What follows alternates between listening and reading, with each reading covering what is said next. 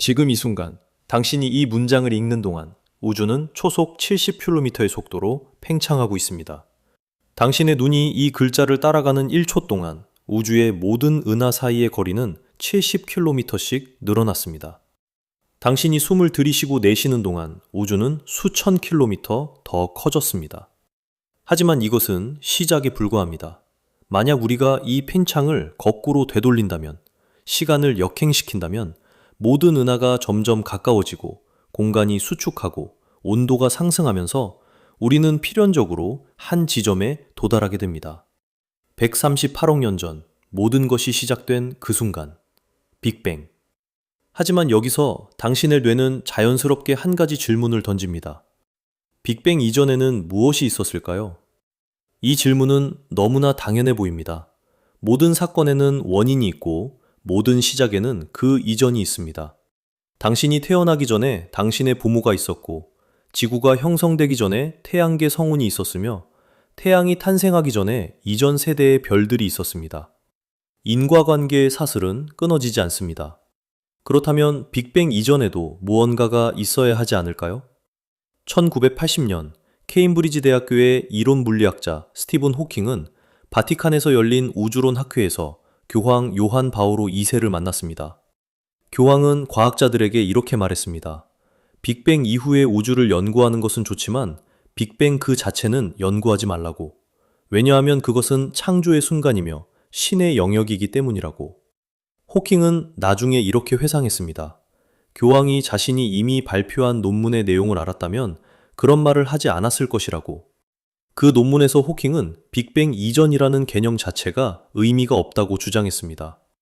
어떻게 이전이라는 개념이 의미가 없을 수 있을까요? 당신의 직관은 시간을 강물처럼 생각합니다. 과거에서 현재로, 현재에서 미래로 끊임없이 흐르는 무언가로. 이 강은 영원히 흘러왔고 영원히 흐를 것입니다. 하지만 아인슈타인이 1905년에 발표한 특수 상대성 이론과 1915년에 완성한 일반 상대성 이론은 이 직관을 완전히 뒤집어 놓았습니다. 시간은 강이 아닙니다. 시간은 공간과 분리될 수 없는 시공간의 한 차원이며 물질과 에너지에 의해 휘어지고 늘어나고 수축하는 역동적인 실체입니다. 1916년 독일의 천문학자 카를 슈바르츠 실트는 아인슈타인의 방정식에서 놀라운 해를 발견했습니다. 충분히 큰 질량이 충분히 작은 공간에 압축되면 시공간이 너무 심하게 휘어져서 시간 자체가 멈춰버리는 지점이 생긴다는 것입니다. 우리는 이것을 블랙홀이라고 부릅니다. 블랙홀의 사건의 지평선 너머에서는 시간과 공간의 역할이 바뀝니다. 당신이 블랙홀 안으로 떨어진다면 중심으로 향하는 것은 공간적 이동이 아니라 시간적 이동입니다. 특이점으로 향하는 것은 선택이 아니라 미래입니다. 이제 우주 전체를 생각해 봅시다.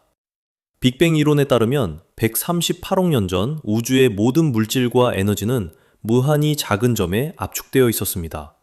무한한 밀도, 무한한 온도, 무한한 곡률. 물리학자들은 이것을 특이점이라고 부릅니다. 블랙홀의 중심과 같은 특이점. 하지만 블랙홀이 시공간의 한 점이라면 빅뱅은 시공간 전체의 시작점입니다. 여기서 핵심적인 깨달음이 옵니다. 빅뱅은 공간 속의 폭발이 아니었습니다. 빅뱅은 공간 자체의 폭발이었습니다. 그리고 공간과 분리될 수 없는 시간도 함께 폭발했습니다. 시간은 빅뱅과 함께 시작되었습니다. 그렇다면 빅뱅 이전에 무엇이 있었는가? 라는 질문은 어떻게 될까요? 이 질문은 북극의 북쪽에 무엇이 있는가? 라고 묻는 것과 같습니다. 북극은 북쪽 방향의 끝입니다. 북극에서 더 북쪽으로 갈 수는 없습니다. 모든 방향이 남쪽입니다.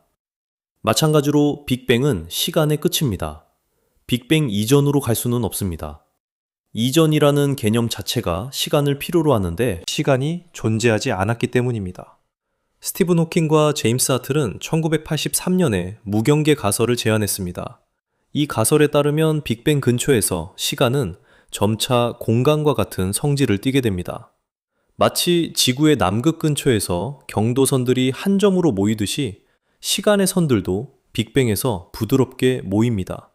경계가 없습니다. 시작도 없습니다. 우주는 그냥 존재합니다. 하지만 이것으로 이야기가 끝날까요? 1980년대 후반 물리학자들은 빅뱅 이론에 심각한 문제들이 있다는 것을 깨달았습니다. 첫 번째는 평탄성 문제입니다. 우주는 놀라울 정도로 평탄합니다. 공간의 곡률이 거의 정확히 0입니다. 하지만 빅뱅 이론에 따르면 이것은 믿을 수 없을 정도로 정밀한 초기 조건을 필요로 합니다. 빅뱅 후 1초 시점에서 우주의 밀도는 임계 밀도와 소수점 아래 15자짜리까지 일치해야 했습니다. 이것은 마치 연필을 끝으로 세워놓았는데 수십억 년 동안 쓰러지지 않는 것과 같습니다. 두 번째는 지평선 문제입니다. 우주 배경 복사를 관측하면 하늘의 반대편에 있는 두 지역의 온도가 놀라울 정도로 똑같습니다. 소수점 아래 5자리까지 일치합니다. 하지만 이 두 지역은 빛의 속도로도 서로 신호를 주고받을 수 없을 정도로 멀리 떨어져 있습니다. 어떻게 온도가 같아질 수 있었을까요? 마치 지구 반대편에 있는 두 사람이 한 번도 만난 적이 없는데 똑같은 옷을 입고 있는 것과 같습니다. 세 번째는 자기 홀극 문제입니다. 대통일 이론에 따르면 빅뱅 직후 우주는 자기 홀극이라는 이상한 입자들로 가득 차 있어야 합니다. 하지만 우리는 단 하나의 자기 홀극도 발견하지 못했습니다. 1981년 스탠퍼드 대학교의 젊은 물리학자 앨런 구스는 이 모든 문제를 한 번에 해결할 수 있는 대담한 아이디어를 제안했습니다. 인플레이션 이론입니다. 빅뱅 후 극히 짧은 순간 우주는 상상할 수 없을 정도로 빠른 속도로 팽창했다는 것입니다. 얼마나 빠를까요? 빅뱅 후 10의 마이너스 36승 초에서 10의 마이너스 32승 초 사이, 즉 1조의 조에 조분의 1초도 안 되는 시간 동안 우주는 10의 26승 배 이상 커졌습니다. 이것을 이해하기 위해 상상해 봅시다. 당신의 손톱 위에 있는 먼지 한 알갱이를 생각해 보세요. 이 먼지가 인플레이션을 겪는다면 1조의 조에 조분의 1초도 안 되는 시간에 관측 가능한 우주 전체보다 더 커질 것입니다. 이것은 폭발이 아닙니다. 이것은 공간 자체의 기하급수적 팽창입니다. 인플레이션은 세 가지 문제를 모두 해결합니다. 평탄성 문제는 해결됩니다. 왜냐하면 인플레이션이 우주를 너무 크게 늘려놓아서 우리가 볼 수 있는 부분은 거대한 풍선의 아주 작은 부분처럼 평탄해 보이기 때문입니다. 지평선 문제도 해결됩니다. 왜냐하면 인플레이션 이전에는 우주가 충분히 작아서 모든 부분이 서로 접촉할 수 있었기 때문입니다. 자기 홀극 문제도 해결됩니다. 왜냐하면 인플레이션이 자기 홀극을 너무 희석시켜서 관측 가능한 우주 전체에 하나도 없을 수 있기 때문입니다. 하지만 인플레이션은 새로운 질문을 낳습니다. 무엇이 인플레이션을 일으켰을까요? 물리학자들은 인플레이턴이라는 가상의 장을 제안했습니다. 이 장은 우주 초기에 높은 에너지 상태에 있었고 이 에너지가 공간의 급격한 팽창을 일으켰다는 것입니다. 마치 물이 영하의 온도에서도 얼지 않고 관행각 상태로 있다가 갑자기 얼음으로 변하듯이 인플레이턴 장도 불안정한 상태에서 안정적인 상태로 전이하면서 엄청난 에너지를 방출했습니다. 1982년 안드레이 린데는 카오틱 인플레이션 이론을 제안했습니다. 이 이론에 따르면 인플레이션은 한 번만 일어난 것이 아닙니다. 우주의 서로 다른 지역에서 서로 다른 시간에 계속해서 일어나고 있습니다. 우리의 빅뱅은 거대한 인플레이션 바다에서 일어난 하나의 거품일 뿐입니다. 그리고 이 바다에는 무수히 많은 다른 거품들이 있습니다. 각각의 거품은 하나의 우주입니다. 이것이 영원한 인플레이션 이론입니다. 이 이론에 따르면 인플레이션은 영원히 계속됩니다. 어떤 지역에서는 인플레이션이 끝나고 빅뱅이 일어나 우주가 탄생하지만 다른 지역에서는 인플레이션이 계속됩니다. 그리고 그 지역에서 또 다른 우주들이 탄생합니다. 끝없이, 영원히. 그렇다면 이제 질문이 바뀝니다. 빅뱅 이전에 무엇이 있었는가가 아니라 인플레이션 이전에 무엇이 있었는가? 하지만 여기서 우리는 물리학의 한계에 부딪힙니다. 인플레이션 이론은 빅뱅 후 10의 마이너스 36승 초부터 시작합니다. 그 이전은 어떻게 될까요? 빅뱅 후 10의 마이너스 43승 초.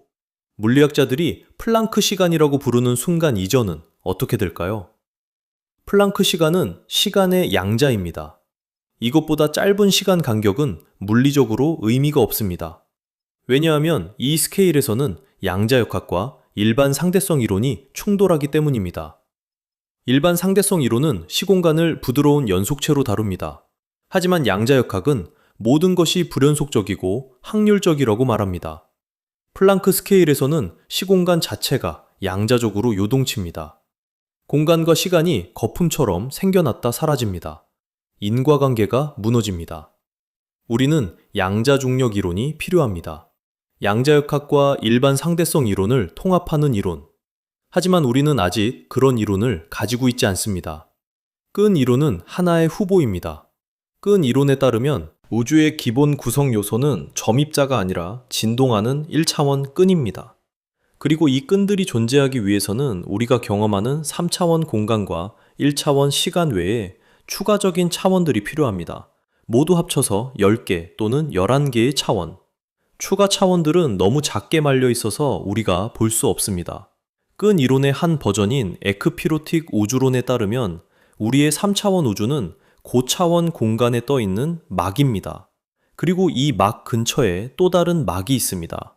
빅뱅은 이 두 막이 충돌하면서 일어났습니다. 충돌의 에너지가 우리 우주의 모든 물질과 에너지로 변환되었습니다. 그리고 이 충돌은 주기적으로 반복됩니다. 우주는 팽창하고 수축하고 다시 팽창합니다. 영원히. 루프 양자중력 이론은 또 다른 접근입니다. 이 이론에 따르면 시공간은 연속적이지 않습니다. 시공간은 플랑크 스케일의 작은 고리들로 이루어진 네트워크입니다. 마치 천이 실로 짜여진 것처럼 시공간도 양자적 고리들로 짜여져 있습니다. 이 이론에서는 빅뱅 특이점이 존재하지 않습니다. 대신 빅 바운스가 있습니다. 우주는 수축하다가 플랑크 밀도에 도달하면 양자 효과가 중력을 밀어내는 힘으로 바꿔서 우주가 다시 팽창하기 시작합니다. 빅뱅은 이전 우주의 빅크런치 이후의 반등입니다. 이 이론들은 모두 빅뱅 이전에 무언가가 있었다고 말합니다. 인플레이션장, 충돌하는 막들, 수축하는 이전 우주. 하지만 이것들은 모두 검증되지 않은 추측입니다. 우리는 플랑크 스케일의 물리학을 직접 관측할 수 없습니다. 플랑크 에너지는 현재 인류가 만들 수 있는 가장 강력한 입자 가속기보다 1조 배 이상 높습니다. 그렇다면 우리는 영원히 알 수 없는 것일까요? 꼭 그렇지는 않습니다. 인플레이션 이론은 검증 가능한 예측을 합니다. 인플레이션은 시공간에 중력파를 남겼을 것입니다. 이 원시 중력파는 우주 배경 복사에 특별한 패턴을 남겼을 것입니다. 비모드라고 불리는 편광 패턴입니다. 2014년 바이셉2 실험팀은 이 신호를 발견했다고 발표했습니다. 하지만 나중에 그것은 우리 은하의 먼지에 의한 것으로 밝혀졌습니다. 진짜 신호는 아직 발견되지 않았습니다. 하지만 과학자들은 포기하지 않습니다. 더 정밀한 망원경들이 건설되고 있습니다. 시몬스 천문대, CMB-S4, 리사 중력파 관측소. 이 장비들은 인플레이션의 흔적을 찾을 것입니다. 만약 발견된다면 우리는 빅뱅 후 10의 마이너스 36 승초의 우주를 들여다볼 수 있을 것입니다. 하지만 그것으로도 충분하지 않을 수 있습니다. 왜냐하면 인플레이션 자체가 또 다른 질문을 낳기 때문입니다. 무엇이 인플레이턴장을 만들었을까요? 왜 그것은 높은 에너지 상태에 있었을까요? 왜 우주의 법칙들은 인플레이션을 허용하는 형태일까요? 어떤 물리학자들은 이것이 우연이 아니라고 말합니다. 다중우주 이론에 따르면 우리 우주는 무수히 많은 우주들 중 하나일 뿐입니다. 각 우주는 서로 다른 물리법칙을 가지고 있습니다. 어떤 우주에서는 전자의 질량이 다르고 어떤 우주에서는 중력 상수가 다르며 어떤 우주에서는 차원의 개수가 다릅니다. 대부분의 우주는 생명이 존재할 수 없습니다. 하지만 우리 우주는 우연히 생명을 허용하는 법칙들을 가지고 있습니다. 우리가 이 우주에 있는 이유는 간단합니다. 다른 우주에서는 우리가 존재할 수 없기 때문입니다. 이것을 인류 원리라고 부릅니다. 하지만 다중우주는 과학일까요? 아니면 철학일까요? 만약 다른 우주들이 우리 우주와 인과적으로 단절되어 있다면 우리는 그것들을 관측할 수 없습니다. 관측할 수 없다면 검증할 수 없습니다. 검증할 수 없다면 그것은 과학이 아니라 형이상학입니다. 일부 물리학자들은 이것을 받아들일 수 없다고 말합니다. 노벨상 수상자 데이비드 그로스는 다중우주 이론을 물리학의 포기라고 불렀습니다. 우리가 설명할 수 없는 것을 무한히 많은 우주로 숨기는 것이라고. 하지만 다른 물리학자들은 반박합니다. 과학의 역사는 우리의 특별함을 포기하는 역사였다고. 코페르니쿠스는 지구가 우주의 중심이 아니라는 것을 보여주었습니다. 허블은 우리 은하가 유일한 은하가 아니라는 것을 보여주었습니다. 이제 우리 우주가 유일한 우주가 아니라는 것을 받아들일 때가 되었다고. 하지만 이 모든 이론들, 인플레이션, 끈이론, 루프, 양자중력, 다중우주, 이것들은 모두 하나의 가정에 기반하고 있습니다. 무언가가 존재한다는 가정, 인플레이턴 장이든 양자 거품이든 고차원 막이든 무언가가 있어야 합니다. 그렇다면 가장 근본적인 질문은 이것입니다. 왜 아무것도 없는 것이 아니라 무언가가 존재하는가? 이것은 물리학의 질문이 아닙니다. 이것은 존재론의 질문입니다. 물리학은 존재하는 것들이 어떻게 작동하는지 설명합니다. 하지만 물리학은 왜 존재 자체가 있는지 설명할 수 없습니다. 17세기 독일의 철학자 고트프리트 라이프니츠는 이것을 충족 이유율이라고 불렀습니다. 모든 것에는 이유가 있어야 한다는 원리. 만약 우주가 존재한다면 그것이 존재하는 이유가 있어야 합니다. 하지만 그 이유는 무엇일까요? 만약 그 이유가 또 다른 무언가라면 그것이 존재하는 이유는 무엇일까요? 우리는 무한퇴행에 빠집니다. 어떤 사람들은 신이 답이라고 말합니다. 신이 우주를 창조했다고. 하지만 그렇다면 신은 왜 존재하는가? 만약 신이 스스로 존재한다면 왜 우주는 스스로 존재할 수 없는가? 어떤 물리학자들은 더 대담한 주장을 합니다. 로렌스 크라우스는 2012년에 출판한 책에서 무에서 우주가 생겨날 수 있다고 주장했습니다. 양자역학에 따르면 진공은 텅 빈 것이 아닙니다. 진공은 끊임없이 요동치는 양자장들로 가득 차 있습니다. 입자와 반입자, 쌍이 생겨났다가 사라집니다. 이것을 양자요동이라고 부릅니다. 크라우스는 우주 전체가 이런 양자요동에서 생겨났을 수 있다고 말합니다. 하지만 비판자들은 반박합니다. 양자장은 무가 아니라고. 양자장은 무언가입니다. 양자장이 존재하려면 시공간이 필요하고 물리법칙이 필요합니다. 그렇다면 시공간과 물리법칙은 어디서 왔는가? 옥스퍼드 대학교의 철학자 데이비드 엘버트는 크라우스의 책을 신랄하게 비판했습니다. 물리학자들이 말하는 무는 철학자들이 말하는 무가 아니라고. 물리학자들의 무는 양자장이 있는 무입니다. 하지만 진정한 무는 양자장도 없고 시공간도 없고 물리법칙도 없는 것입니다. 절대적인 무, 그리고 절대적인 무에서는 아무것도 생겨날 수 없습니다. 그렇다면 우리는 막다른 골목에 도달한 것일까요? 어쩌면 질문 자체가 잘못되었을 수도 있습니다. 빅뱅 이전에 무엇이 있었는가? 라는 질문은 시간이 선형적이고 인과관계가 보편적이라는 가정에 기반합니다. 하지만 양자중력 이론에서는 이 가정들이 깨집니다. 시간은 창발적 현상일 수 있습니다. 더 근본적인 무시간적 실제에서 나타나는 것. 마치 온도가 분자들의 운동에서 나타나듯이 시간도 더 근본적인 양자 자유도들에서 나타날 수 있습니다. 만약 시간이 창발적이라면 시간의 시작이라는 개념은 의미가 없을 수 있습니다. 마치 적도의 시작이 어디인가 라고 묻는 것이 의미가 없듯이 적도는 지구 표면의 한 선일 뿐입니다. 시작도 끝도 없습니다. 마찬가지로 시간도 더 근본적인 실제의 한 측면일 뿐일 수 있습니다. MIT의 물리학자 세스 로이드는 우주를 거대한 양자 컴퓨터로 봅니다. 우주의 모든 입자는 정보를 처리하고 있습니다. 빅뱅은 이 우주 컴퓨터의 부팅입니다. 하지만 컴퓨터가 부팅되기 전에 무엇이 있었는가 라고 묻는 것은 의미가 없습니다. 부팅 이전에는 컴퓨터가 작동하지 않았기 때문입니다. 시간은 컴퓨터가 작동하면서 생성되는 것입니다. 옥스퍼드 대학교의 물리학자 데이빗 도이치는 다중우주를 양자 컴퓨터로 봅니다. 모든 가능한 역사가 동시에 계산되고 있습니다. 우리가 경험하는 우주는 이 거대한 양자 계산의 한 가지입니다.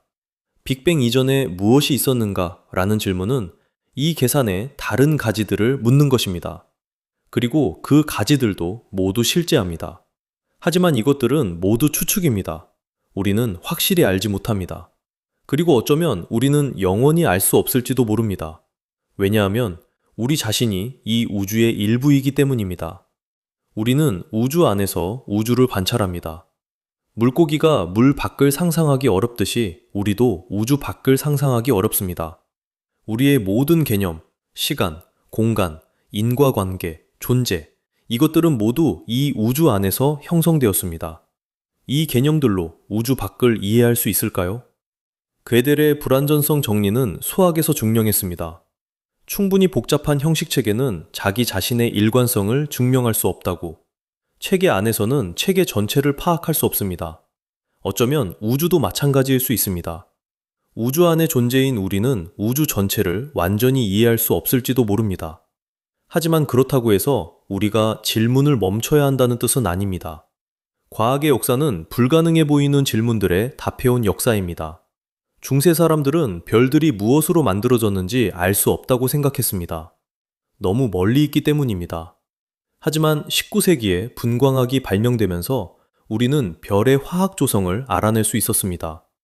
20세기 초 사람들은 원자의 내부를 볼 수 없다고 생각했습니다. 너무 작기 때문입니다. 하지만 양자역학이 발전하면서 우리는 원자의 구조를 이해할 수 있었습니다. 어쩌면 21세기나 22세기에 우리는 빅뱅 이전을 이해할 수 있을지도 모릅니다. 어쩌면 우리가 아직 상상하지 못한 새로운 이론, 새로운 수학, 새로운 관측 기술이 나타날지도 모릅니다. 하지만 지금 이 순간 우리가 확실히 말할 수 있는 것은 이것입니다. 빅뱅 이전에 무엇이 있었는가? 라는 질문은 물리학이 대답할 수 없는 질문입니다. 아직은.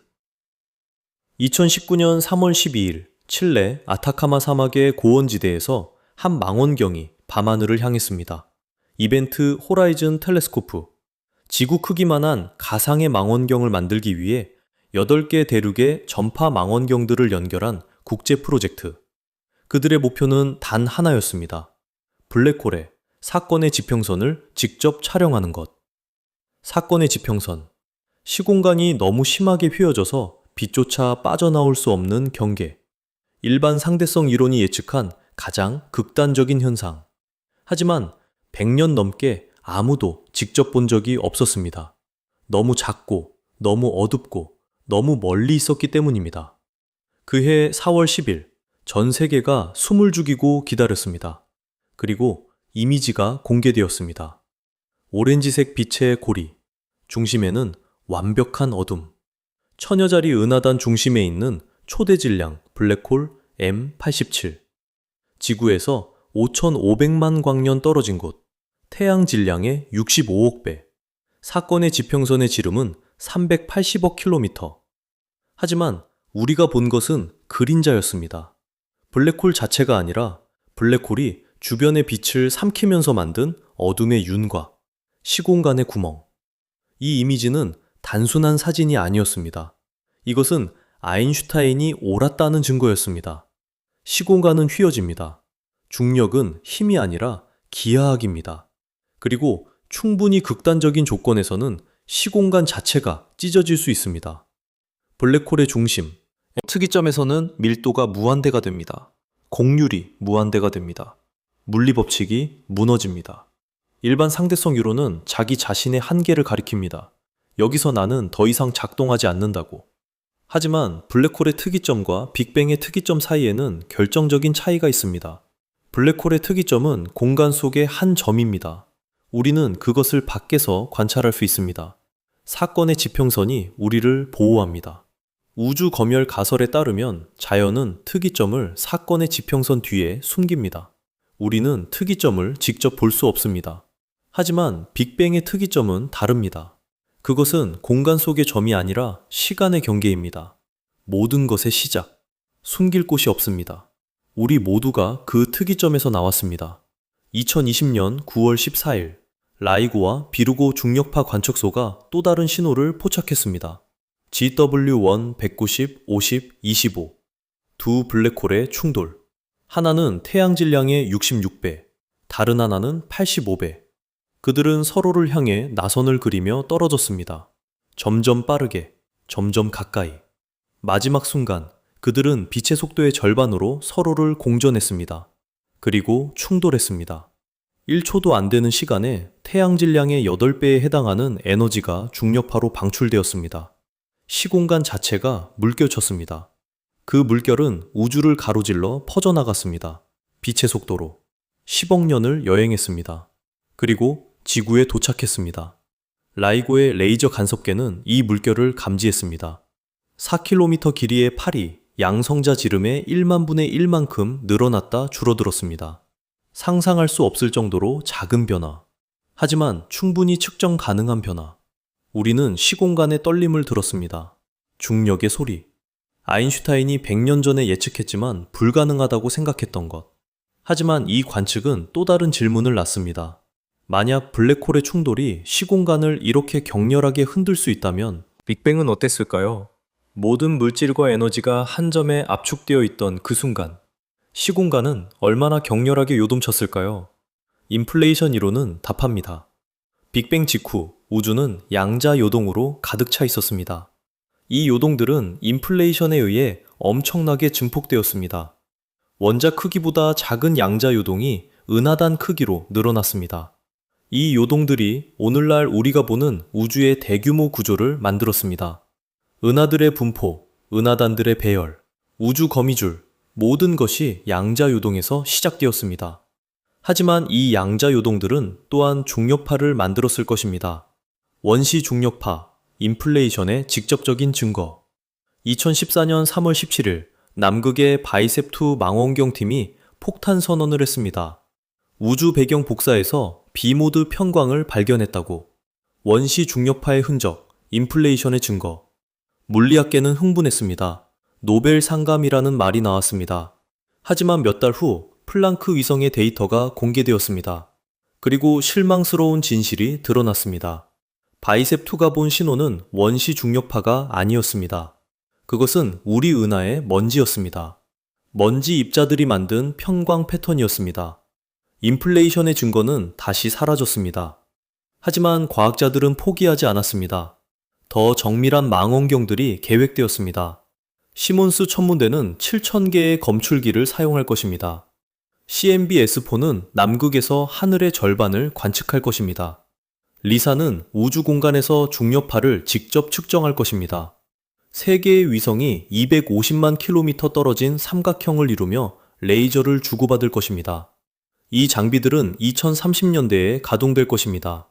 그리고 만약 원시 중력파가 존재한다면 우리는 그것을 발견할 것입니다. 하지만 여기서 놀라운 역설이 나타납니다.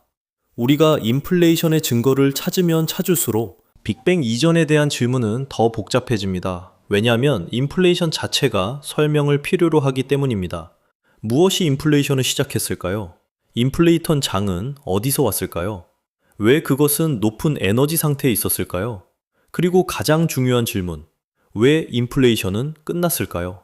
1983년 안드레이 린데는 새로운 버전의 인플레이션 이론을 제안했습니다. 카오틱 인플레이션. 이 이론에 따르면 인플레이턴 장의 값은 우주의 서로 다른 지역에서 무작위로 변합니다. 어떤 지역에서는 장의 값이 높아서 인플레이션이 계속됩니다. 다른 지역에서는 장의 값이 낮아져서 인플레이션이 끝나고 빅뱅이 일어납니다. 우리의 우주는 인플레이션이 끝난 한 지역입니다. 하지만 다른 지역에서는 인플레이션이 계속되고 있습니다. 그리고 그 지역에서 또 다른 우주들이 탄생하고 있습니다.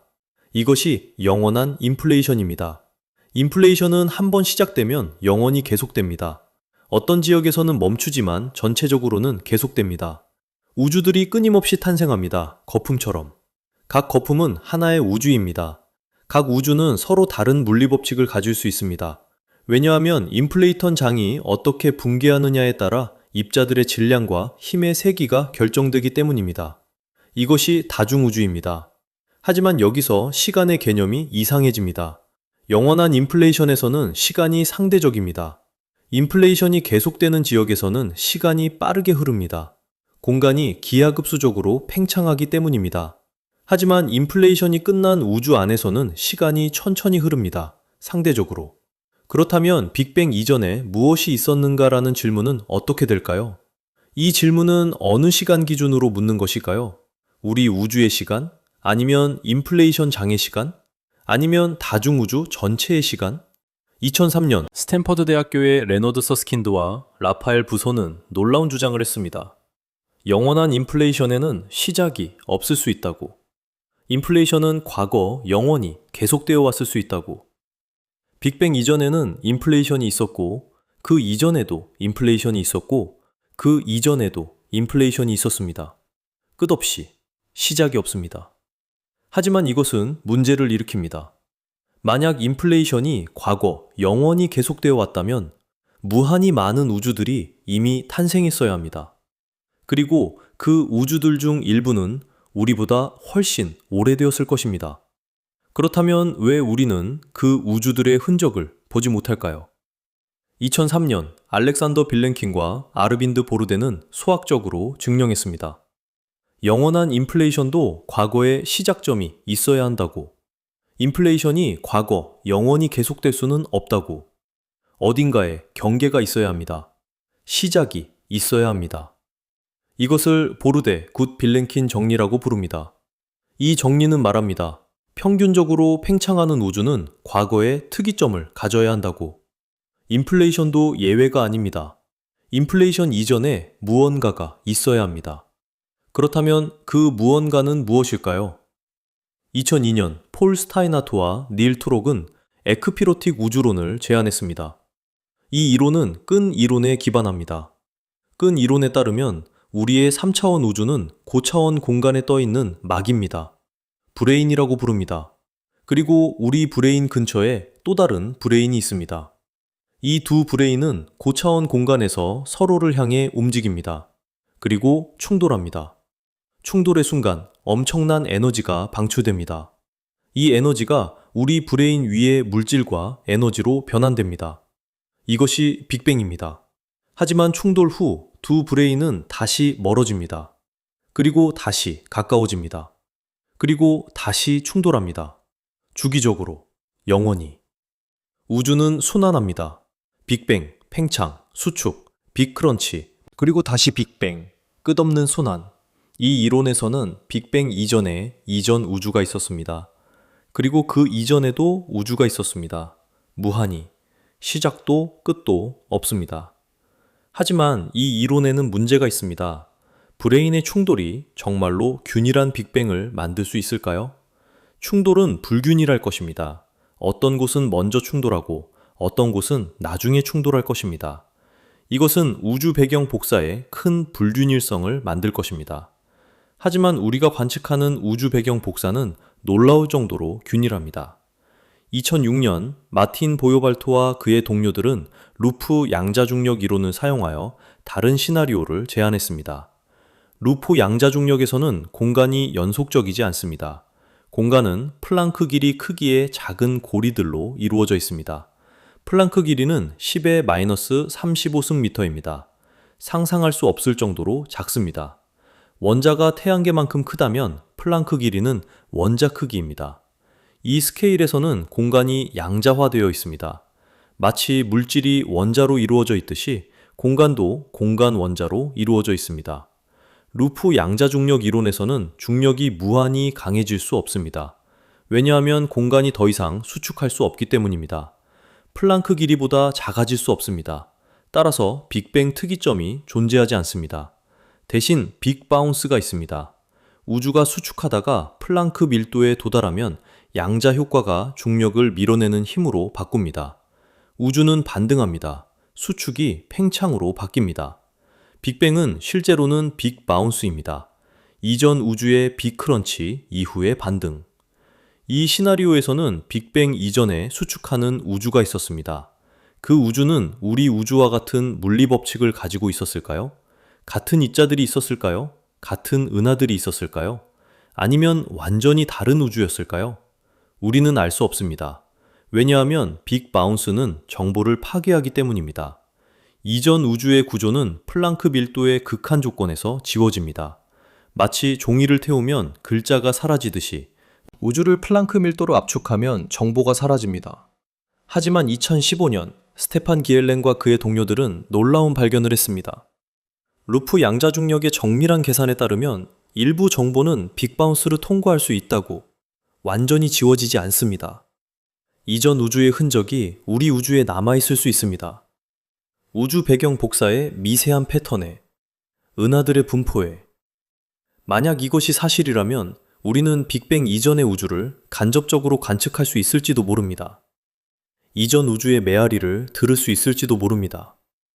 2018년 플랑크 위성의 최종 데이터가 공개되었습니다.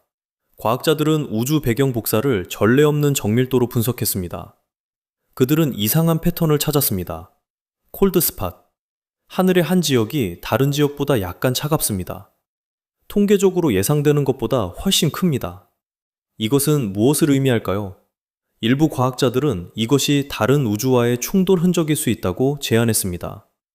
영원한 인플레이션에서 우리 우주 거품이 다른 우주 거품과 충돌했을 수 있다고.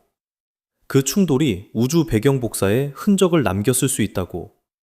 하지만 다른 과학자들은 회의적입니다. 콜드 스팟은 단순한 통계적 변동일 수 있다고, 우연일 수 있다고. 우리는 확실히 알 수 없습니다. 더 많은 데이터가 필요합니다. 더 정밀한 관측이 필요합니다. 하지만 만약 이것이 정말로 다른 우주의 흔적이라면 그것은 혁명적일 것입니다.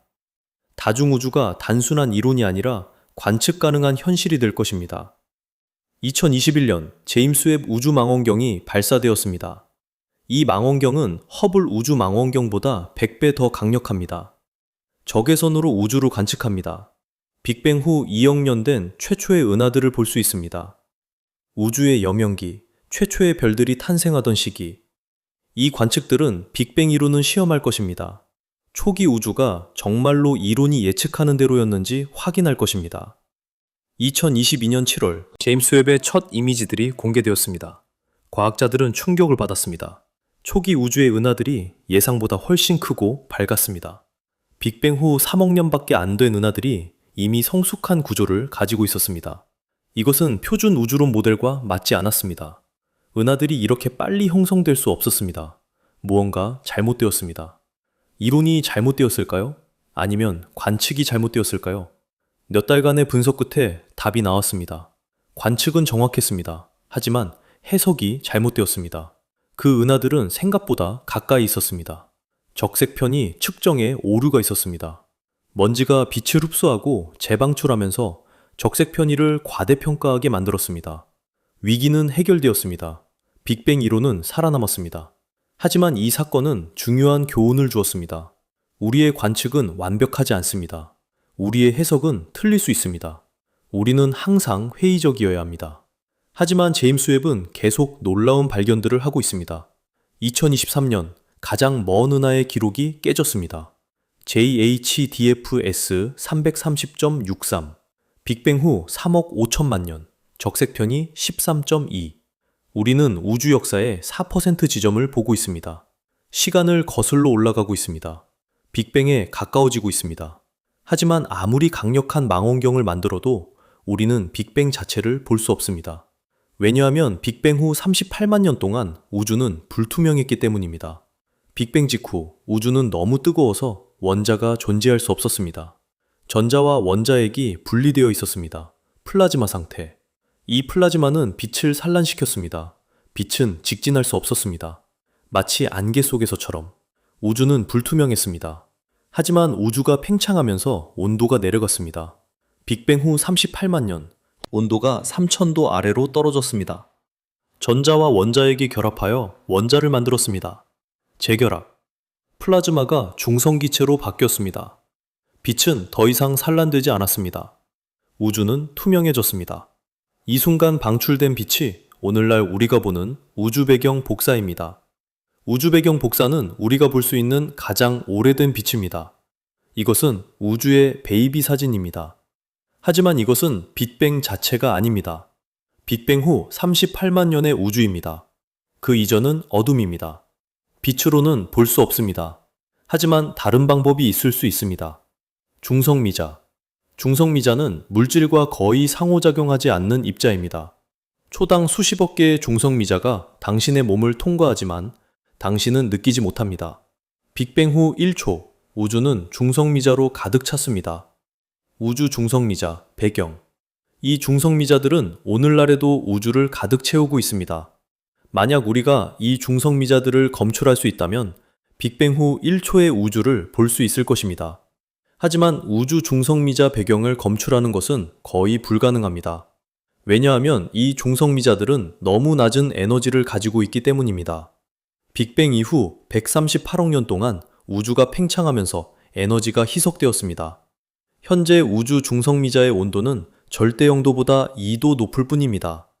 이런 낮은 에너지의 중성미자를 검출하는 것은 현재 기술로는 불가능합니다. 하지만 미래에는 가능할지도 모릅니다. 그리고 더 나은 방법이 있습니다. 중력파. 원시 중력파는 빅뱅 후 10의 마이너스 36승초에 만들어졌습니다. 인플레이션 시기. 이 중력파들은 물질과 전혀 상호작용하지 않습니다. 그들은 우주가 불투명하든 투명하든 상관없이 직진합니다. 만약 우리가 원시 중력파를 검출할 수 있다면 빅뱅 후 10의 마이너스 36 승초의 우주를 볼 수 있을 것입니다. 인플레이션을 직접 관측할 수 있을 것입니다. 이것이 차세대 중력파 관측소들의 목표입니다. 리사는 2030년대에 발사될 것입니다. 세 개의 위성이 우주 공간에서 삼각형을 이루며 레이저를 주고받을 것입니다. 각 변의 길이는 250만 킬로미터, 지구와 달 사이 거리의 6배. 이 거대한 간섭계는 저주파 중력파를 검출할 것입니다. 초대질량 블랙홀의 충돌, 루나 중심의 블랙홀상, 그리고 어쩌면 원시 중력파도. 빅뱅 옵저버는 더 야심찬 프로젝트입니다. 달 표면에 중력파 검출기를 설치하는 것입니다. 달의 지진계를 사용하여 중력파가 만드는 미세한 진동을 측정합니다. 이 프로젝트는 2050년대에 실현될 수 있을 것입니다. 하지만 가장 야심찬 프로젝트는 우주 마이크로파 배경 평광 관측입니다. 원시 중력파는 우주 배경 복사에 특별한 평광 패턴을 남깁니다. B모드. 이 패턴은 중력파가 시공간을 비틀면서 만든 것입니다. 여러 실험들이 이 신호를 찾고 있습니다. 시문스 천문대, CMB S4, 클래스, 바이셉 3. 이 실험들은 점점 더 정밀해지고 있습니다. 은하 먼지의 영향을 제거하는 방법을 개선하고 있습니다. 2030년대에 우리는 답을 알게 될 것입니다. 원시 중력파가 존재하는지, 인플레이션이 정말로 일어났는지. 만약 원시 중력파가 발견된다면 그것은 물리학의 승리일 것입니다. 인플레이션 이론이 확인될 것입니다. 우리는 빅뱅 후 10의 마이너스 36 승초의 우주를 이해하게 될 것입니다. 하지만 동시에 새로운 질문들이 열릴 것입니다. 인플레이션의 세부 사항은 무엇인가? 인플레이턴장의 정확한 성질은 무엇인가? 인플레이션은 한 번만 일어났는가? 아니면 여러 번 일어났는가? 영원한 인플레이션이 맞는가? 다중우주가 존재하는가? 그리고 가장 근본적인 질문, 인플레이션 이전에는 무엇이 있었는가? 하지만 만약 원시 중력파가 발견되지 않는다면 그것은 위기일 것입니다. 인플레이션 이론이 틀렸을 수 있습니다. 우리는 다시 시작해야 할 것입니다. 새로운 이론이 필요할 것입니다. 어쩌면 빅뱅 이전에 대한 완전히 다른 그림이 필요할 것입니다. 과학은 이렇게 진행됩니다. 가설, 예측, 관측, 검증. 만약 관측이 예측과 맞지 않으면 가설을 버리고 새로운 가설을 만듭니다. 진리는 실험대 위에서 결정됩니다. 이론의 아름다움이나 우아함이 아니라 자연과의 대면에서. 하지만 이 모든 논쟁 속에서 우리는 한 가지 근본적인 사실을 잊고 있습니다. 우리가 빅뱅 이전을 이해하려고 할 때 우리는 시간 자체의 본질과 씨름하고 있다는 것을. 시간은 무엇일까요? 이 질문은 너무나 단순해 보이지만 인류는 수천 년 동안 답을 찾지 못했습니다. 4세기 북아프리카의 히포에서 아우구스티누스는 고백록에 이렇게 썼습니다. 시간이 무엇인지 아무도 묻지 않으면 나는 안다. 하지만 누군가 묻는다면 나는 설명할 수 없다고. 1600년이 지난 지금도 우리는 같은 딜레마에 직면해 있습니다. 당신의 직관은 시간을 강물처럼 생각합니다. 과거에서 미래로 흐르는 무언가로. 하지만 물리학은 다르게 말합니다. 뉴턴의 고전 역학에서 시간은 절대적입니다. 우주 어디서나 똑같이 흐릅니다. 시계는 모두 같은 속도로 똑딱거립니다. 하지만 아인슈타인은 이것이 환상이라는 것을 보여주었습니다. 1905년 특수 상대성 이론은 시간이 상대적이라는 것을 증명했습니다. 빠르게 움직이는 물체의 시간은 느리게 흐릅니다. 당신이 빛의 속도에 가깝게 여행한다면 당신의 시계는 지구의 시계보다 느리게 갑니다. 이것은 이론이 아니라 실험으로 확인된 사실입니다. 1971년 조지 파펠과 리처드 키팅은 원자시계를 비행기에 태워 지구를 한 바퀴 돌렸습니다. 동쪽으로 가는 비행기와 서쪽으로 가는 비행기, 그리고 지상에 남겨둔 시계와 비교했습니다. 결과는 놀라웠습니다. 비행기의 시계들은 지상의 시계와 달랐습니다. 나노초 단위로. 정확히 특수 상대성 이론이 예측한 대로. 하지만 더 놀라운 것은 일반 상대성 이론입니다. 중력이 강한 곳에서는 시간이 느리게 흐릅니다. 지구 표면의 시계는 산 꼭대기의 시계보다 느립니다. 블랙홀 근처의 시계는 거의 멈춥니다. 영화 인터스텔라를 기억하십니까? 주인공들이 블랙홀 근처의 행성에 착륙합니다. 그곳에서 1시간은 지구의 7년입니다. 이것은 과학적으로 정확합니다. 킵손이 계산했습니다. 중력 시간 지연, 실제로 일어나는 현상입니다. 그렇다면 시간은 무엇일까요? 시간은 절대적인 것이 아닙니다. 시간은 공간과 분리될 수 없습니다. 시간은 물질과 에너지에 의해 영향을 받습니다. 시간은 시공간이라는 4차원 구조의 한 차원입니다. 하지만 여기서 더 깊은 질문이 나타납니다. 왜 시간은 한 방향으로만 흐를까요? 왜 우리는 과거를 기억하지만 미래를 기억하지 못할까요? 왜 계란은 깨지지만 깨진 계란은 저절로 복구되지 않을까요? 왜 우주는 무질서도가 증가하는 방향으로만 진화할까요? 이것을 시간의 화살이라고 부릅니다. 물리학의 가장 큰 미스터리 중 하나입니다. 왜냐하면 물리학의 기본 법칙들은 시간 대칭적이기 때문입니다. 뉴턴의 운동 방정식을 시간을 거꾸로 돌려도 여전히 유효합니다. 맥스웰의 전자기 방정식도 마찬가지입니다. 심지어 아인슈타인의 일반 상대성 방정식도 시간 대칭적입니다. 하지만 연력학 제2법칙은 다릅니다. 엔트로피는 증가합니다. 무질서도는 증가합니다. 이것은 시간의 방향을 정의합니다. 과거는 낮은 엔트로피, 미래는 높은 엔트로피. 하지만 왜 과거의 엔트로피가 낮았을까요? 왜 우주는 낮은 엔트로피 상태에서 시작했을까요? 이것은 우연일까요? 아니면 필연일까요? 빅뱅 직후 우주는 믿을 수 없을 정도로 낮은 엔트로피 상태였습니다. 거의 완벽하게 균일했습니다. 온도가 모든 곳에서 거의 같았습니다. 밀도가 모든 곳에서 거의 같았습니다. 이것은 매우 특별한 상태입니다. 매우 낮은 확률의 상태입니다. 옥스퍼드 대학교의 로저 펜로즈는 계산했습니다. 빅뱅의 초기 조건이 얼마나 특별한지. 그는 우주가 무작위로 시작했을 확률을 계산했습니다. 결과는 충격적이었습니다. 10의 10의 123승분의 1. 이 숫자는 상상을 초월합니다. 비교를 위해 생각해 봅시다. 우주의 모든 원자의 개수는 10의 80승 정도입니다. 펜로즈가 계산한 확률은 이것보다 10의 10의 123승배 더 작습니다. 이것은 사실상 0입니다. 그렇다면 왜 우주는 이렇게 특별한 상태에서 시작했을까요? 이것은 우연일 수 없습니다. 무언가 이유가 있어야 합니다. 인플레이션 이론은 부분적인 답을 제공합니다. 인플레이션은 우주를 평탄하게 만들었습니다. 불균일성을 희석시켰습니다. 하지만 인플레이션 자체도 낮은 엔트로피 상태에서 시작해야 합니다. 인플레이턴 장이 균일해야 합니다. 그렇다면 왜 인플레이턴 장은 균일했을까요? 우리는 문제를 한 단계 뒤로 미뤘을 뿐입니다.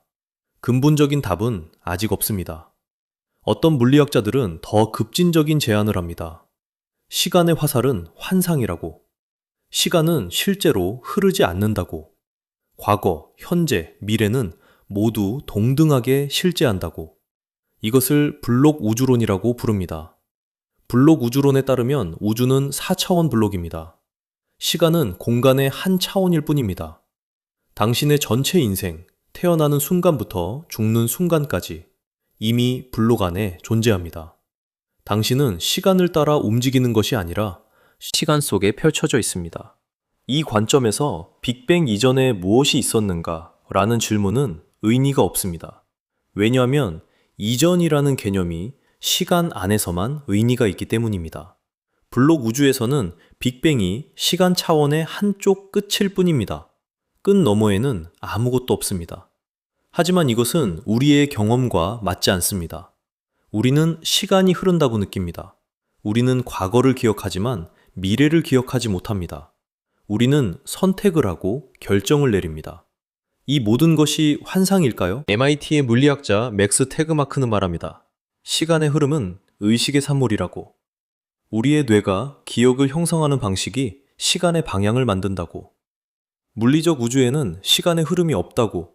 단지 4차원 기하학만 있을 뿐이라고. 하지만 다른 물리학자들은 반대합니다. 시간의 흐름은 실제한다고. 양자역학이 그것을 보여준다고. 양자역학에서 측정은 특별합니다. 측정 전에 입자는 여러 상태의 중첩에 있습니다. 하지만 측정하는 순간 파동함수가 붕괴합니다. 하나의 상태로 결정됩니다. 이것은 비가역적 과정입니다. 시간의 화살을 만듭니다. 하지만 파동함수 붕괴는 정말로 일어날까요? 아니면 이것도 환상일까요?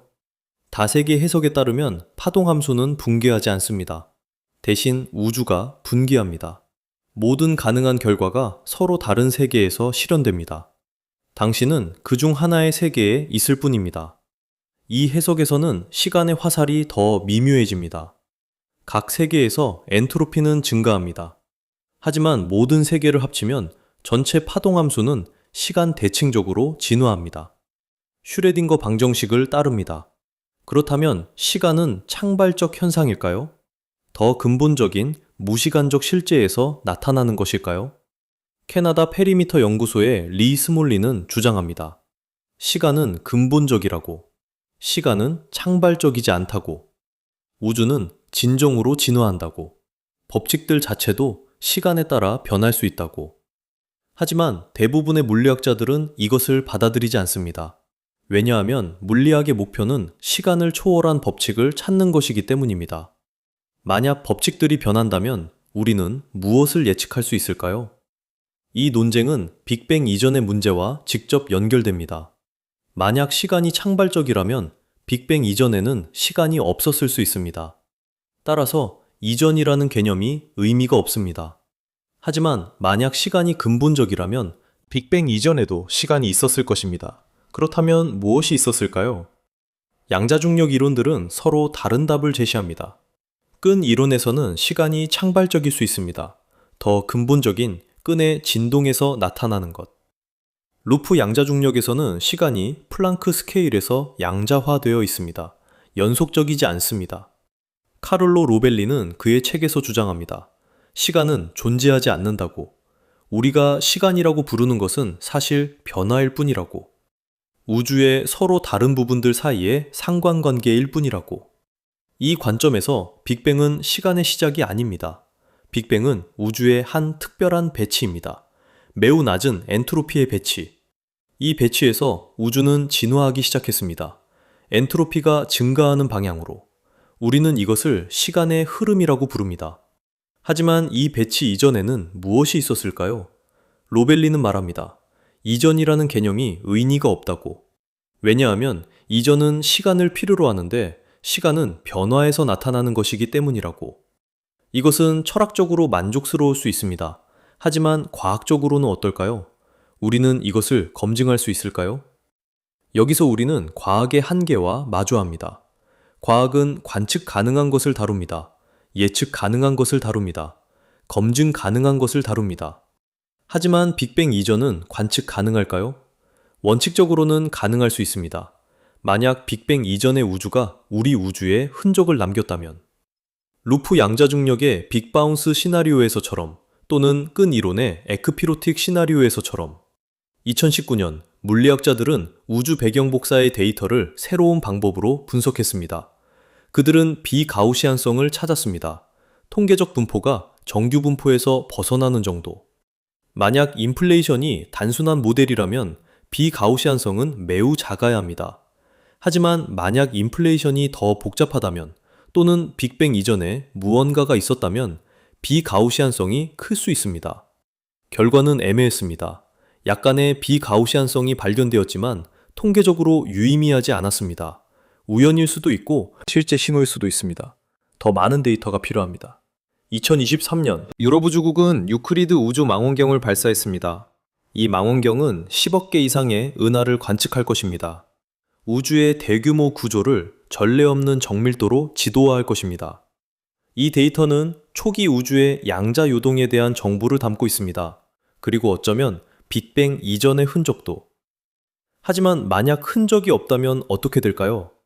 만약 빅뱅 이전의 우주가 우리 우주와 완전히 단절되어 있다면, 만약 정보가 완전히 지워졌다면, 그렇다면 우리는 영원히 알 수 없을 것입니다.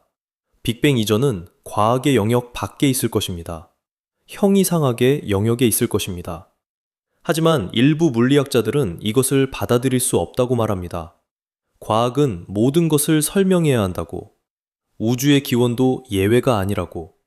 스티븐 호킹은 그의 마지막 책에서 썼습니다. 우주는 스스로 창조할 수 있다고, 중력 법칙 때문에 무에서 우주가 자발적으로 생겨날 수 있다고, 신이 필요 없다고. 하지만 비판자들은 묻습니다. 중력 법칙은 어디서 왔는가? 왜 중력 법칙이 존재하는가? 왜 이 법칙이고 다른 법칙이 아닌가? 이것은 우리를 더 깊은 질문으로 이끕니다. 물리 법칙의 기원. 왜 우주는 법칙을 따르는가? 왜 수학이 우주를 기술하는가? 유진 위그너는 1960년에 유명한 논문을 썼습니다. 자연과학에서 수학의 불합리한 효율성. 그는 놀라워했습니다. 왜 수학이 이렇게 잘 작동하는가? 왜 인간의 마음이 만든 추상적 구조가 물리적 우주를 정확히 기술하는가? 이것은 우연일까요? 아니면 더 깊은 이유가 있을까요? 맥스 테그마크는 급진적인 제안을 합니다. 수학적 우주가설. 우주는 수학적 구조 그 자체라고. 물리적 실제와 수학적 구조 사이에 차이가 없다고. 우주는 수학이라고. 이 관점에서 모든 가능한 수학적 구조는 존재합니다. 각각이 하나의 우주입니다. 우리 우주는 그중 하나일 뿐입니다. 우리가 경험하는 물리 법칙은 우리 우주의 수학적 구조입니다. 하지만 이것은 검증 가능할까요? 다른 수학적 구조들을 관측할 수 있을까요? 아니면 이것은 단지 철학적 사변일 뿐일까요? 여기서 우리는 과학과 철학의 경계에 서 있습니다. 빅뱅 이전에 무엇이 있었는가? 라는 질문은 과학적 질문으로 시작했지만 점점 더 철학적 질문이 되어갑니다. 존재론, 무엇이 존재하는가? 인식론, 우리는 무엇을 알 수 있는가? 형이상학, 실제의 본질은 무엇인가? 이 질문들은 수천 년 동안 철학자들을 괴롭혀왔습니다. 그리고 지금 물리학자들도 같은 질문들과 씨름하고 있습니다. 어쩌면 이것은 놀라운 일이 아닙니다. 왜냐하면 물리학이 더 근본적인 질문들을 다루면 다룰수록 철학과 더 가까워지기 때문입니다. 빅뱅 이전, 시간의 본질, 법칙의 기원, 존재의 이유. 이것들은 모두 경계의 질문들입니다. 하지만 과학과 철학 사이에는 중요한 차이가 있습니다. 과학은 경험적 증거를 요구합니다. 관측, 실험, 검증. 철학은 논리와 일관성을 요구합니다. 하지만 경험적 증거는 필수가 아닙니다. 그렇다면 빅뱅 이전에 대한 이론들은 과학일까요? 철학일까요? 대답은 명확하지 않습니다. 어떤 이론들은 검증 가능한 예측을 합니다. 인플레이션의 원시 중력파처럼. 이것들은 과학입니다. 하지만 다른 이론들은 검증 불가능합니다. 다중우주의 다른 우주들처럼. 이것들은 철학에 가깝습니다. 하지만 경계는 유동적입니다. 오늘 검증 불가능한 것이 내일은 검증 가능할 수 있습니다. 기술이 발전하면서 새로운 관측 방법이 개발되면서 100년 전 다른 은하의 존재는 검증 불가능했습니다. 망원경이 충분히 강력하지 않았기 때문입니다. 하지만 1920년대에 허블이 그것을 관측했습니다. 50년 전 블랙홀의 존재는 이론적 추측이었습니다. 하지만 지금 우리는 블랙홀을 직접 촬영했습니다. 어쩌면 50년 후, 100년 후 우리는 빅뱅 이전을 관측할 수 있을지도 모릅니다. 어떤 방법으로든 우리가 아직 상상하지 못한 방법으로. 하지만 지금 이 순간 우리가 확실히 말할 수 있는 것은 무엇일까요? 첫째, 빅뱅은 실제로 일어났습니다. 증거는 압도적입니다. 우주 배경 복사, 은하들의 후퇴, 가벼운 원소들의 비율, 모든 것이 빅뱅 이론과 일치합니다. 둘째, 빅뱅은 시간의 시작일 수 있습니다. 일반 상대성 이론에 따르면 빅뱅 이전에 시간이 없었다면 이전이라는 개념은 의미가 없습니다. 셋째, 하지만 일반 상대성 이론은 플랑크 스케일에서 무너집니다. 양자중력 이론이 필요합니다. 그리고 양자중력 이론은 다른 그림을 제시할 수 있습니다. 넷째, 여러 가능성들이 있습니다. 인플레이션 이전의 양자요동, 충돌하는 브레인들, 수축하는 이전 우주, 영원한 인플레이션, 다중우주, 각각은 서로 다른 예측을 합니다. 다섯째, 일부 예측들은 검증 가능합니다. 원시 중력파, 우주 배경 복사의 비가우시안성, 다른 우주와의 충돌 흔적, 우리는 이것들을 찾고 있습니다. 여섯째, 하지만 일부 질문들은 원칙적으로 답할 수 없을 수 있습니다. 만약 빅뱅이 정보를 완전히 지웠다면, 만약 다른 우주들이 인과적으로 단절되어 있다면, 일곱째, 그리고 가장 근본적인 질문, 왜 무언가가 존재하는가는 과학의 범위를 넘어설 수 있습니다. 이것은 존재론의 질문입니다. 형이상학의 질문입니다. 하지만 이 모든 불확실성 속에서도 한 가지는 확실합니다. 우리는 계속 질문할 것입니다. 계속 탐구할 것입니다. 계속 경계를 밀어붙일 것입니다. 이것이 과학의 본질입니다. 알려지지 않은 것을 향한 끝없는 여정, 답보다 더 많은 질문을 만드는 여정. 하지만 각 답은 우리를 한 걸음 더 나아가게 합니다. 더 깊은 이해로. 2024년 현재, 우리는 빅뱅 후 10의 마이너스 36승 초까지 이해합니다. 인플레이션 시대. 이것은 놀라운 성취입니다. 100년 전만 해도 우리는 우주가 정적이라고 생각했습니다. 영원히 변하지 않는다고. 하지만 지금 우리는 알고 있습니다. 우주는 역동적입니다. 진화합니다. 역사를 가지고 있습니다. 그리고 그 역사의 시작을 이해하기 시작했습니다. 다음 100년 동안 우리는 얼마나 더 나아갈 수 있을까요? 플랑크 시간까지? 빅뱅 이전까지? 아니면 우리는 근본적인 한계에 부딪힐까요? 아무도 모릅니다. 하지만 한 가지는 확실합니다. 우리는 시도할 것입니다. 왜냐하면 이것이 인간의 본성이기 때문입니다. 지평선 너머를 보려는 욕망, 알 수 없는 것을 알려는 욕망, 그리고 어쩌면 바로 이 욕망이 우주가 우리에게 준 가장 큰 선물일지도 모릅니다. 질문할 수 있는 능력, 경이로워할 수 있는 능력, 이해하려고 노력할 수 있는 능력. 빅뱅 이전에 무엇이 있었는가? 우리는 아직 모릅니다. 어쩌면 영원히 모를지도 모릅니다. 하지만 우리는 계속 물을 것입니다. 왜냐하면 질문하는 것, 그 자체가 답의 일부이기 때문입니다. 하지만 여기서 멈춰야 합니다. 정직해져야 합니다. 지금까지 우리는 놀라운 여정을 했습니다. 빅뱅에서 인플레이션으로, 양자 요동에서 다중우주로, 시간의 본질에서 존재의 의미까지. 각 단계마다 우리는 더 깊이 들어갔습니다. 더 근본적인 질문들로. 하지만 지금 이 순간, 당신은 아마도 이렇게 생각하고 계실 것입니다. 이 모든 것이 정말 과학일까? 아니면 그저 아름다운 이야기일 뿐일까? 수학적으로 우아한 추측일 뿐일까? 이것은 정당한 의심입니다. 건강한 회의론입니다. 그리고 솔직히 말하자면 많은 물리학자들도 같은 질문을 던집니다. 2013년 독일 뮌헨 대학교에서 열린 우주론 학회에서 격렬한 논쟁이 벌어졌습니다. 주제는 다중우주 이론이 과학인가 아니면 형이상학인가였습니다. 한쪽에는 다중우주 지지자들이 있었습니다. 안드레이 린데, 알렉스 빌랭킨, 레너드 서스킨. 그들은 주장했습니다. 다중우주는 인플레이션 이론의 자연스러운 결과라고. 인플레이션을 받아들인다면 다중우주도 받아들여야 한다고. 다른 쪽에는 회의론자들이 있었습니다. 폴 스타인하트, 조지 앨리스, 데이비드 그로스. 그들은 반박했습니다. 관측할 수 없는 것은 과학이 아니라고. 다중우주의 다른 우주들을 볼 수 없다면 그것은 검증 불가능하다고. 검증 불가능하다면 그것은 과학적 이론이 아니라고. 폴 스타인하트는 특히 신랄했습니다. 그는 인플레이션 이론을 자신이 공동 개발했던 사람입니다. 1980년대에. 하지만 2010년대에 그는 자신의 이론을 비판하기 시작했습니다. 왜일까요? 스타인하트는 말했습니다. 인플레이션 이론은 너무 유연해졌다고. 어떤 관측 결과가 나와도 설명할 수 있다고. 만약 원시 중력파가 발견되면 그것은 인플레이션의 증거라고 말합니다. 만약 발견되지 않으면 그것도 인플레이션과 일치한다고 말합니다. 인플레이턴장의 매개 변수를 조정하면 되니까요. 이것은 문제입니다. 과학이론은 반증 가능해야 합니다. 칼 포퍼가 말했듯이 어떤 관측 결과가 이론을 틀렸다고 증명할 수 있어야 합니다. 만약 모든 결과가 이론과 일치한다면 그 이론은 아무것도 예측하지 않는 것입니다. 스타인하트는 이것을 인플레이션의 위기라고 불렀습니다.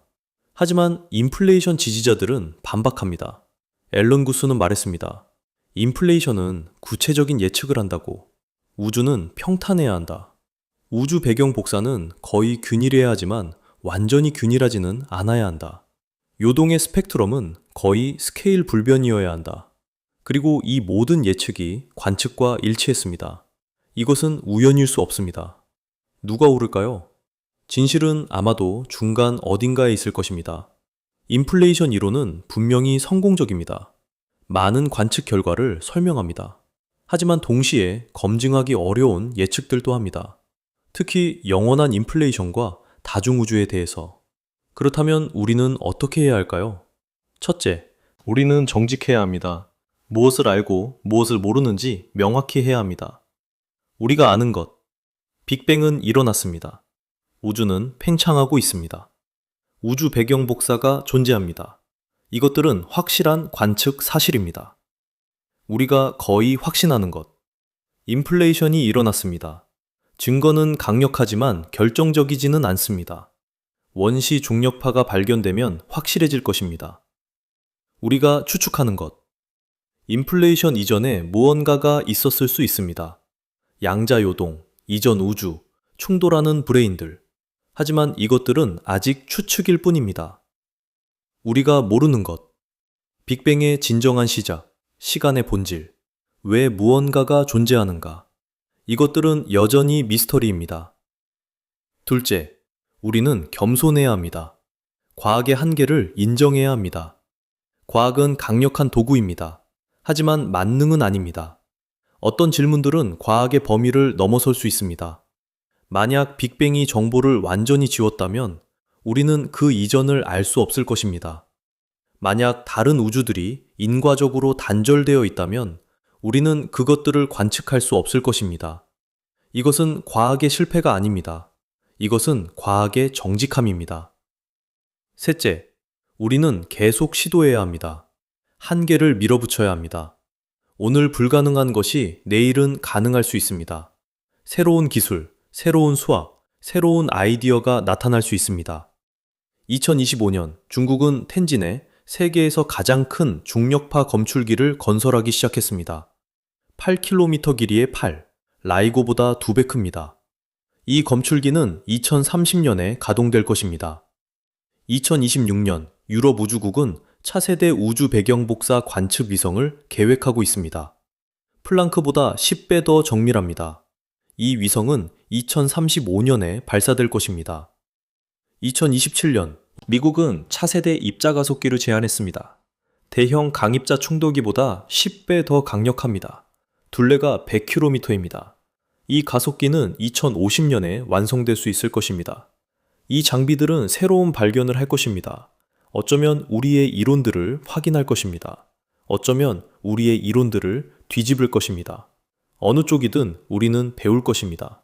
하지만 여기서 더 깊은 질문이 나타납니다. 만약 우리가 모든 것을 알게 된다면 어떻게 될까요?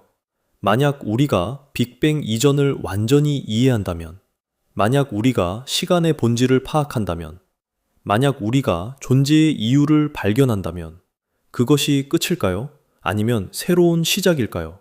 역사는 후자를 시사합니다. 19세기 말 많은 물리학자들은 물리학이 거의 완성되었다고 생각했습니다. 뉴턴 역학, 맥스웰 전자기학, 열역학, 모든 것이 설명되었습니다. 남은 것은 세부 사항뿐이었습니다. 1894년 알버트 마이컬스는 유명한 말을 했습니다. 물리학의 더 중요한 기본 법칙과 사실들은 모두 발견되었고, 이제 너무 확고하게 확립되어서 새로운 발견으로 대체될 가능성은 극히 희박하다고. 하지만 20년 후 모든 것이 바뀌었습니다. 1905년 아인슈타인의 특수 상대성 이론, 1915년 일반 상대성 이론, 1920년대 양자역학. 물리학은 혁명을 겪었습니다. 완전히 새로운 세계가 열렸습니다. 그리고 각 혁명은 더 많은 질문을 낳았습니다. 더 깊은 미스터리를. 이것이 과학의 본질입니다. 답은 새로운 질문을 낳습니다. 각 지평선 너머에는 또 다른 지평선이 있습니다. 어쩌면 빅뱅 이전도 마찬가지일 것입니다. 만약 우리가 그것을 이해한다면 우리는 더 깊은 질문을 발견할 것입니다. 빅뱅 이전의 이전, 또는 완전히 다른 종류의 질문. 하지만 이것은 좌절의 이유가 아닙니다. 이것은 희망의 이유입니다. 왜냐하면 이것은 우리의 여정이 끝나지 않는다는 것을 의미하기 때문입니다. 항상 더 배울 것이 있습니다. 항상 더 발견할 것이 있습니다. 항상 더 이해할 것이 있습니다. 그리고 이 여정 자체가 목적지만큼 중요합니다. 2023년 제임스 웹 우주망원경은 놀라운 이미지를 보냈습니다. 용골짜리 성운, 별들이 탄생하는 곳, 가스와 먼지의 거대한 구름, 그 안에서 새로운 태양들이 점화되고 있습니다. 이 이미지를 보면서 천문학자들은 경외감을 느꼈습니다.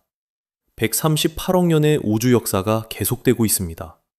빅뱅에서 시작된 과정이 여전히 진행 중입니다. 수소가 별 속에서 융합되어 무거운 원소들을 만들고 있습니다. 그 원소들이 행성을 만들고 있습니다. 그 행성에서 어쩌면 생명이 탄생할 것입니다. 우리 자신도 이 과정의 일부입니다. 당신의 몸을 이루는 원자들은 별 속에서 만들어졌습니다. 당신의 탄소, 질소, 산소, 철 모두 이전 세대의 별들이 죽으면서 우주로 뿌려진 것입니다. 칼 세이건이 말했듯이 우리는 별의 물질로 만들어졌습니다. 우리는 우주가 자신을 알게 되는 방법입니다. 그리고 지금 우리는 우주의 기원을 이해하려고 합니다. 우리 자신의 기원을, 모든 것의 기원을. 이것은 단순한 지적 호기심이 아닙니다. 이것은 더 깊은 무언가입니다. 실존적 질문입니다. 우리는 누구인가? 우리는 어디서 왔는가? 우리는 어디로 가는가? 이 질문들은 과학적이면서 동시에 철학적입니다. 물리적이면서 동시에 형이상학적입니다. 그리고 어쩌면 이것이 빅뱅 이전에 대한 질문이 그토록 매력적인 이유일 것입니다. 이것은 단순히 시간의 시작에 대한 질문이 아닙니다. 이것은 의미에 대한 질문입니다. 목적에 대한 질문입니다. 존재에 대한 질문입니다. 과학은 이 질문들에 부분적인 답을 줄 수 있습니다. 우주가 어떻게 작동하는지 설명할 수 있습니다. 하지만 과학은 왜 우주가 존재하는지 설명할 수 없습니다. 이것은 과학의 한계가 아닙니다. 이것은 과학의 본질입니다. 과학은 어떻게를 다룹니다. 왜는 다른 영역입니다. 하지만 어떻게를 이해하는 것만으로도 충분히 놀랍습니다. 충분히 의미 있습니다. 생각해 보십시오. 100년 전 우리는 우주가 정적이라고 생각했습니다. 지금 우리는 우주가 138억 년의 역사를 가지고 있다는 것을 압니다. 빅뱅에서 시작하여 은하들, 별들, 행성들, 그리고 생명으로 진화했다는 것을. 50년 전 우리는 빅뱅이 무엇인지 막연하게만 알았습니다. 지금 우리는 빅뱅 후 10의 마이너스 36승 초까지 이해합니다. 인플레이션, 양자요동, 입자들의 탄생. 20년 전 우리는 우주 배경 복사의 온도 요동을 측정하기 시작했습니다. 지금 우리는 그 요동들이 양자역학적 기원을 가지고 있다는 것을 압니다. 초기 우주의 양자요동이 오늘날의 은하들을 만들었다는 것을. 이것은 놀라운 진보입니다. 그리고 우리는 멈추지 않을 것입니다. 다음 10년 안에 우리는 원시 중력파를 발견할 수 있을 것입니다. 인플레이션을 확인할 수 있을 것입니다. 다음 20년 안에 우리는 양자중력 이론을 완성할 수 있을 것입니다. 끈 이론이든 루프 양자중력이든 아니면 완전히 새로운 이론이든. 다음 50년 안에 우리는 빅뱅 이전에 대한 관측 가능한 증거를 찾을 수 있을 것입니다. 우주 배경 복사의 미묘한 패턴에서, 중력파의 스펙트럼에서, 우주의 대규모 구조에서, 아니면 우리는 근본적인 한계에 부딪힐 수도 있습니다. 빅뱅이 정보를 완전히 지웠다는 것을 발견할 수도 있습니다. 빅뱅 이전은 원칙적으로 알 수 없다는 것을 증명할 수도 있습니다. 어느 쪽이든 우리는 배울 것입니다. 우리의 이해는 깊어질 것입니다. 그리고 이것이 중요합니다. 최종 답을 아는 것보다 더 중요한 것은 질문하는 과정입니다. 탐구하는 과정입니다. 이해하려고 노력하는 과정입니다. 왜냐하면 이 과정에서 우리는 단순히 우주에 대해 배우는 것이 아니기 때문입니다. 우리는 우리 자신에 대해 배웁니다. 우리의 능력에 대해, 우리의 한계에 대해, 우리의 위치에 대해. 우리는 광대한 우주의 작은 부분입니다. 138억 년 역사의 마지막 순간에 나타난 존재들입니다. 우리는 우주 전체 질량에 무시할 만한 부분입니다. 하지만 동시에 우리는 특별합니다. 왜냐하면 우리는 이해할 수 있기 때문입니다. 우리는 질문할 수 있습니다. 우리는 경이로워할 수 있습니다. 우주의 다른 어떤 것도 이것을 할 수 없습니다. 별들은 빛납니다. 은하들은 회전합니다.